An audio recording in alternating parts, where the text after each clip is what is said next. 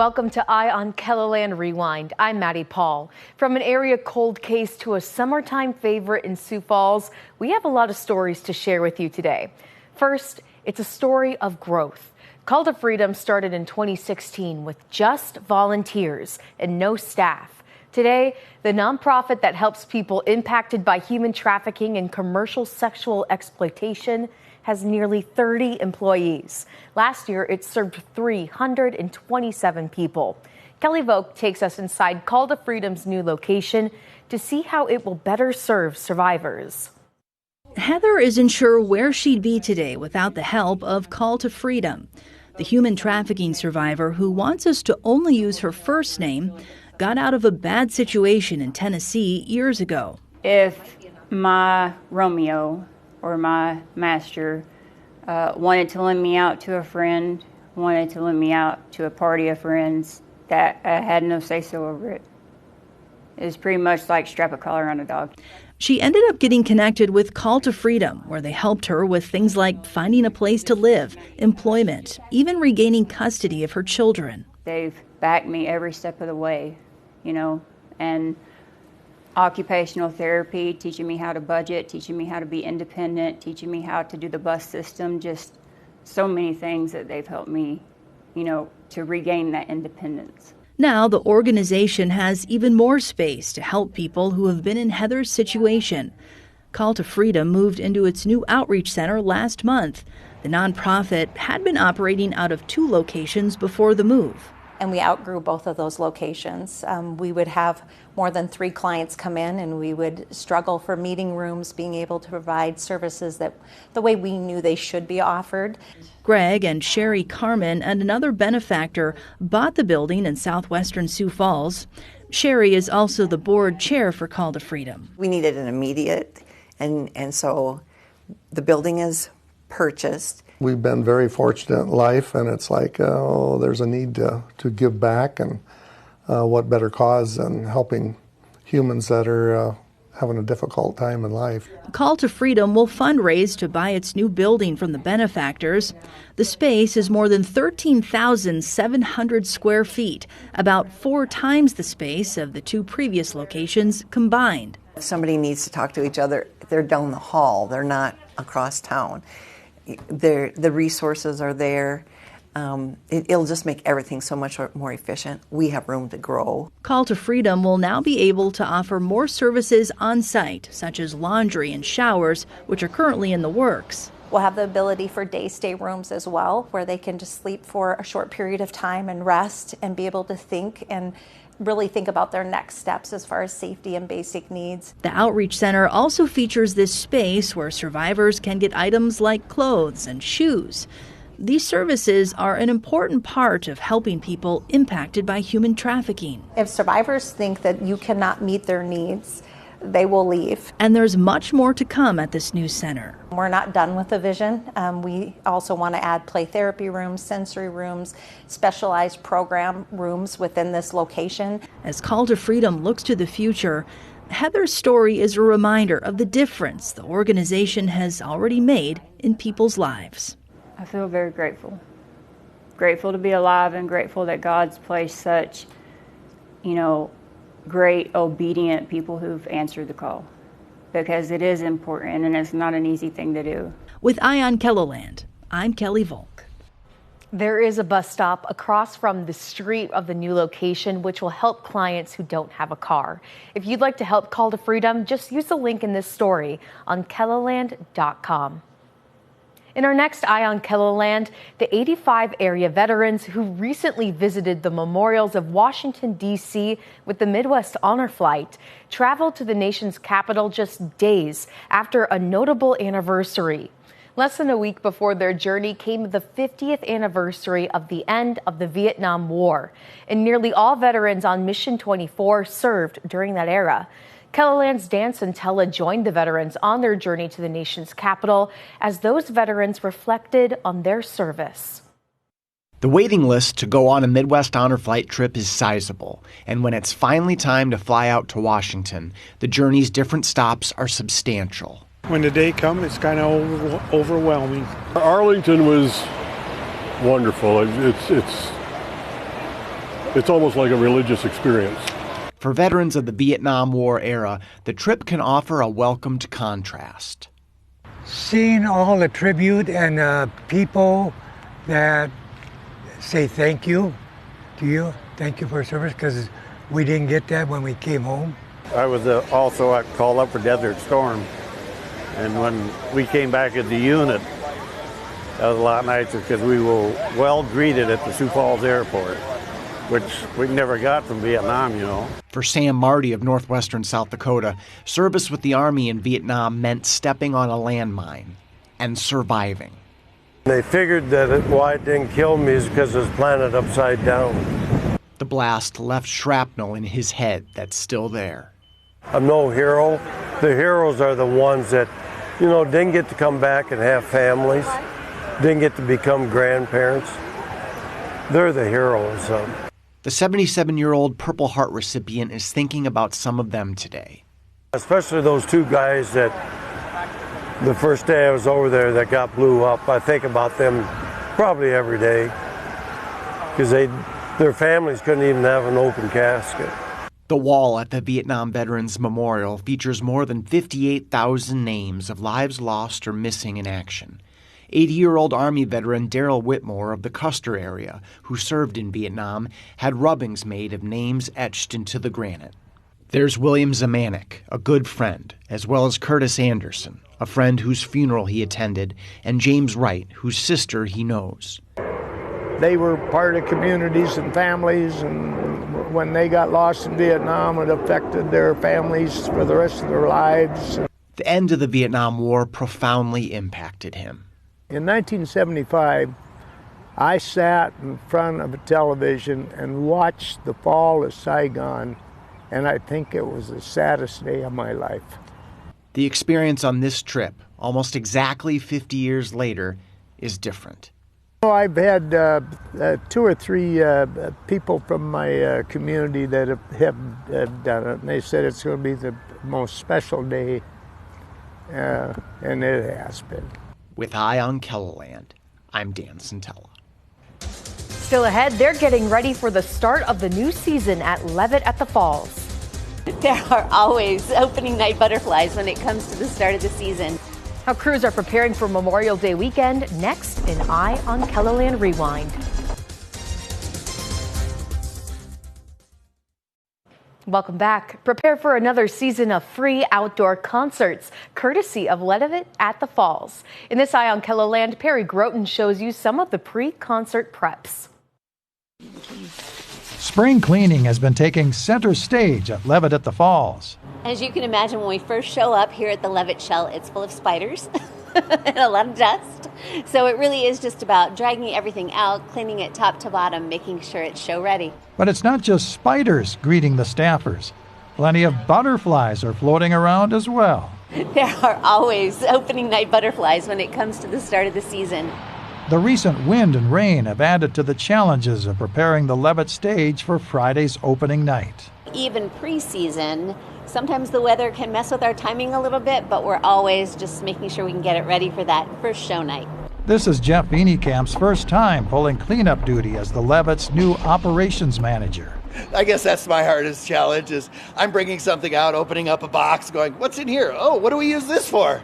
Okay, I guess that should go over here. Vienekamp joined the Levit staff in January and helped with booking more than 100 acts for this year's concert season. Oh, I think the hard part is just beginning. I think it's actually doing the concerts is the tricky part, because that's when when it's just you in the office, you're not worried about safety, you're not worried about security, you're not worried about the logistics of our flights arriving on time. The first delivery of soda and water arrived at the Levit last week. 30 cases that will be sold during opening weekend. One of the few areas where we actually earn revenues through concession sales. So this is very important to us. Crews installed the bank of stage lights and conducted a sound check earlier this month. And then the health department, they fine-tuned it. So they actually aimed the speakers so that we try and disrupt as little of the neighborhood as possible and keep the sound focused on the lawn. New this year are 2 additional entrances that will give concert goers easier access to the Levit lawn. So at the back of the lawn, you'll see another set of steps that people can come up. And then there's also another space over by JJ's where we anticipate people coming in because of the garage being open now. Halverson says the new Steel District development next door to the Levit, including the Canopy by Hilton, should draw more out-of-towners to the concerts. It's really fun. I've been hearing from the folks that sell the Canopy hotels saying that they're talking to people about the concerts already, and folks are really excited. Halverson says there are always last-minute hiccups that emerge in the hours leading up to opening night. But she says her staff, dedicated to troubleshooting, will ensure that the show must go on. With Eye on KELOLAND, I'm Perry Groten. One challenge for the Levit is recruiting enough volunteers. If you're interested, go to the link that we've included with this story on KELOLAND.com. Still ahead, spending the past 9 months building cabins for Yogi Bear's Jellystone Park. They did all of this. They started from reading the plans to setting the foundation on here and building the floor system and the wall system and cut the rafters. They did everything from beginning to end. Meet the high schoolers involved in the project next in Eye on KELOLAND Rewind. Select Brandon Valley High School students have spent the past 9 months working on a special project. In this Eye on KELOLAND, Travis Fossing shows us the project and how it's helping shape the students' futures. It's moving day at Brandon Valley High School as 3 sleeper cabins are making the 5-mile journey to Yogi Bear's Jellystone Park in Sioux Falls. It's a final step of a student project that got its start last fall when 8 students were selected to be part of a new building trades class. Almost like applying for a job, and that's how we chose the 8 that we had. Tough call. There's a couple other kids that we really would have liked to, but we wanted to keep it at the number of 8 this first year. Tom Grody is a woodworking teacher at Brandon Valley. Once the class was set, the kids went to work. They did all of this. They started from reading the plans to setting the foundation on here and building the floor system and the wall system and cut the rafters. They did everything from beginning to end. We found it was a great marriage of our needs and what they wanted to accomplish. The decision to build cabins was due to a need at Jellystone Park Campground, which paid for materials, bought a work belt for each student, and made a $5,000 donation to the Brandon Community Foundation. It's nice that we can be a part of something that gives kids a taste of what working in the trades is like, and if it's a potential career opportunity for them, it's great that they have a head start. Helping the students get a head start is local contractor Jared Smart, who donated his time twice a week to the project. Jared was excellent. We could not have done it without him. Having somebody with his knowledge coming in, and truthfully, he did 90% of the teaching. I've felt like there was a need in the Brandon Valley School District to try to equip students who either don't want to go to a post-secondary education or don't necessarily want to go to a 4-year school, to have some good hands-on experience. Smart says some of the lessons had nothing to do with carpentry, instead focusing on things like leadership and integrity. What we do in one step may make something else more difficult for another trade that comes behind us. And so we want to make sure that we're doing things right, and if we did do something wrong, we need to take it apart and do it again. Despite a do-over or two, Smart considers year 1 a success and sees room for growth. This program itself could evolve into design and drafting and architecture, electrical, HVAC.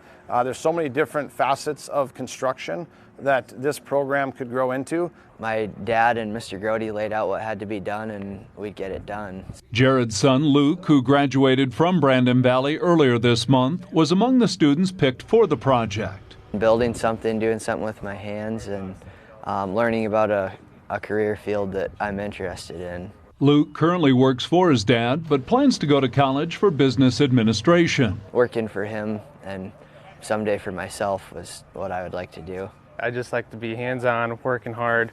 I'm the blue-collar kind of guy. Keaton Ruby was also part of the class, but this new graduate already owns his own lawn care business. I wanted to do it because I wanted to start like a private contracting company, kind of build onto my business right now and go from there.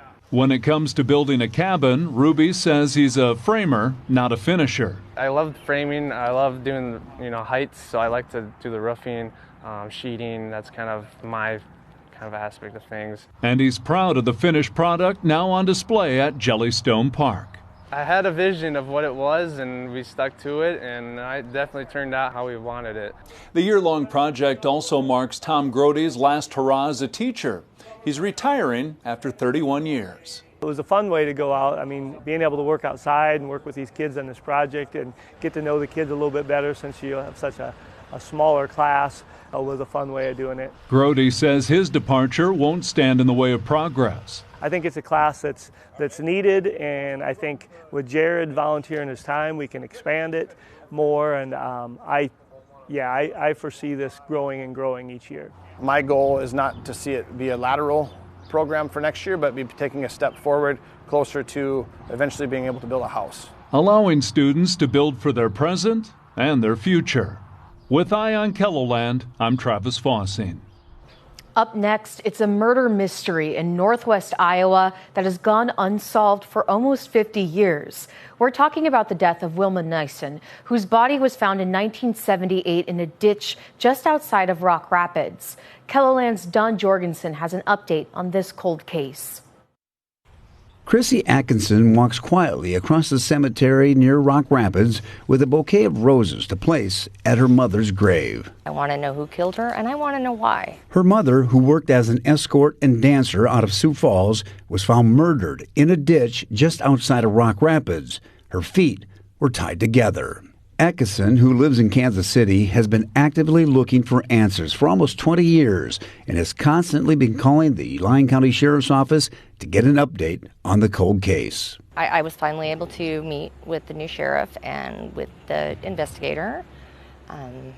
That was really good. Atkinson believes that they are making some ground. KELOLAND News asked for an interview with the sheriff's office, but they denied our request. Instead, they issued a statement that says, in part, despite the passing of time, as this is an active and open investigation, there are many specific details which will not be released.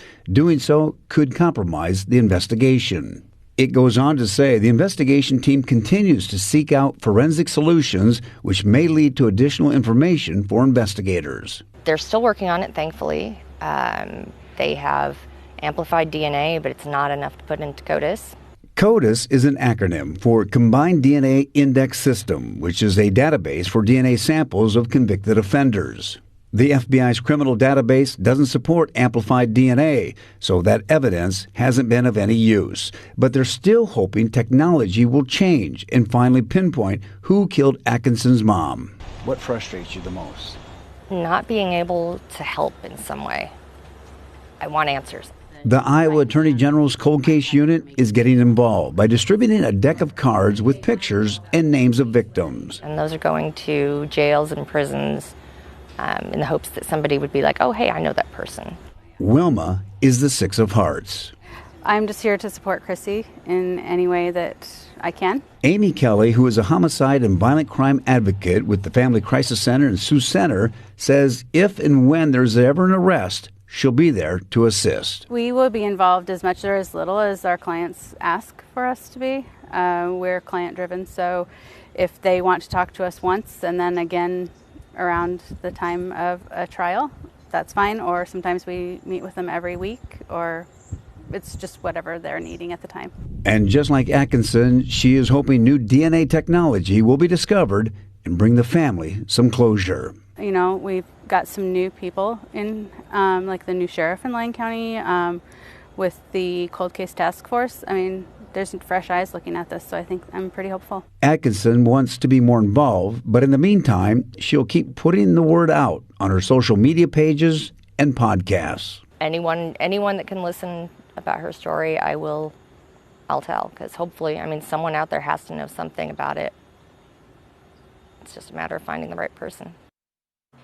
If you have any information, the Lyon County Sheriff's Office wants to hear from you. And we will be right back with a look back at more of this week's Eye on KELOLAND stories. Welcome back to Eye on KELOLAND Rewind. In Sioux Falls, a world-class sports facility is changing the game for thousands of young athletes across the region. The Sanford Sports Complex has become more than just a place to play. It's become a launch pad for dreams. Tom Hansen shows us what the complex has to offer young athletes and the community in this Eye on KELOLAND. Opened in phases over the last decade, Sanford Sports Complex spans more than 500 acres. It includes the Sanford Pentagon, the Fieldhouse, the Sanford Power Programs, and top-tier training and recovery facilities. But for young athletes like these Little League players, the state-of-the-art baseball fields, complete with artificial turf, could be target field. Teresa Van Beek came to watch her grandson. Kids get more excited about doing stuff and playing these games and stuff. I mean, they watch them on TV and they want to be like those big guys that are doing all that fun stuff. And yeah, I think it does. I think you get more kids involved in the sports and stuff when they have a place like this to come to and enjoy. And enjoy they did on this day. 9-year-old Connor hit an in-the-park homer. This facility is every kid's dream. Nick Keller is not only a parent, he's a coach. Every kid that comes out here, they got a smile on their face. They're ready to play ball. They are just happy to be out here and thankful to have these facilities. The complex offers more than just time on the field.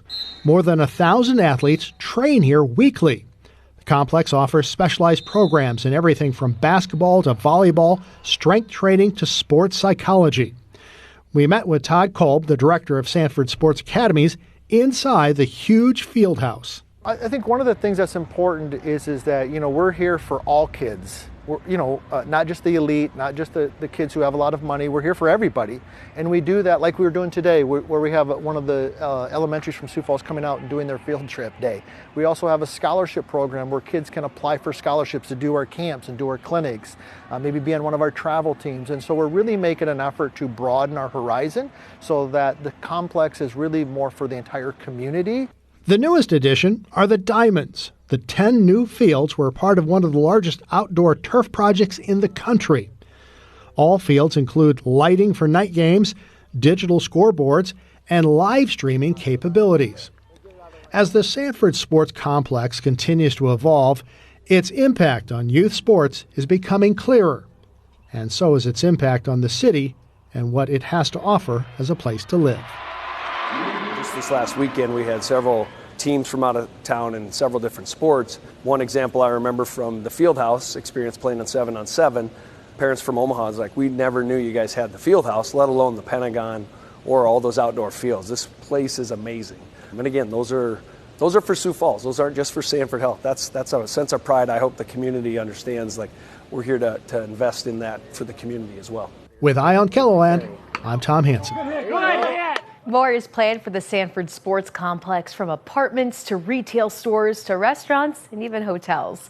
And thanks for joining us for KELOLAND Rewind. Remember, you can find all your Eye on KELOLAND stories online at KELOLAND.com. Until next time, have a great day, everyone.